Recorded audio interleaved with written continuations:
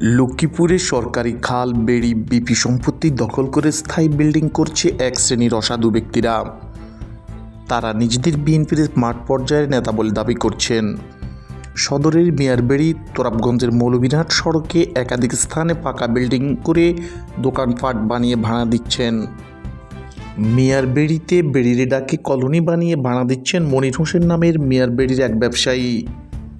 তার যেমন একাধিক দোকান কলোনি রয়েছে বেড়ির পাশে, তেমনি রয়েছে একাধিক অল্প বয়সী স্ত্রীও। এটা কি নিম্ন হইছে? এটা তো বেড়ি, কিভাবে কিনছেন বেড়ি? সেটা আমি বলতে পারি না, আমার বিয়ে হয়েছে। যদিও প্রথম স্ত্রী ও সন্তানেরা এ নিয়ে নাখোশ, তথাপিও মনির হোসেন বিএনপির নেতা বলে কথা। 5 আগস্ট পরে মনির হোসেন দলীয় প্রতিপত্তি কাজে লাগিয়ে এই কলোনি, দোকানপাট ও মার্কেট নির্মাণ করেন।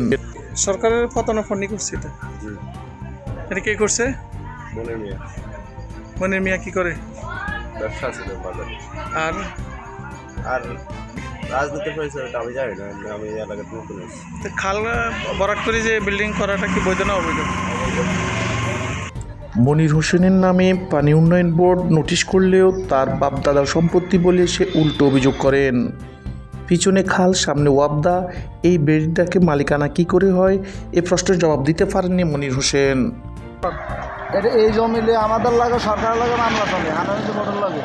এরা থানার পিটিশন দিছে, দারোগা আসছে, দারোগারা থানা আমরা আদালতের আর্থিক কপি দিছি। দারোগা ওনাদেরকে বলছে আপনারা কোর্ট থেকে অর্ডার আনেন, তাহলে ওনার কাম বন্ধ করে দিই, ওনার হাল দিয়ে চলা লাগবে।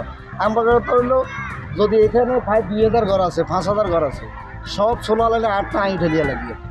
আর ঘরের জায়গারও তো সরকারি জায়গা দরকার। সবাই তো আপনার মতন স্থায়ী মানত করে না, সবাই তো মতন 5তলা ফাউন্ডেশনও করছে। আল্লাহ উঠেন সরকারি জায়গা, উঠেন আল্লাহ দেখেন না দিতে পারলে ইয়ার বাঁধে দিবেন। আচ্ছা, মনির হোসেনের মতো আরও বহু মনির হোসেন 5 আগস্ট সরকার পতনের পর সরকারি সম্পত্তি জবরদখলে নেমেছেন, লুটপাট করছেন ব্যক্তি মালিকানা সম্পত্তিও। এদের দলীয় পরিচয় যাই হোক, দমন করা না হলেও সরকারি সম্পত্তি বেহাত হয়ে যাবে, বড় দুর্নাম হয়ে যাবে রাজনৈতিক দলেরও।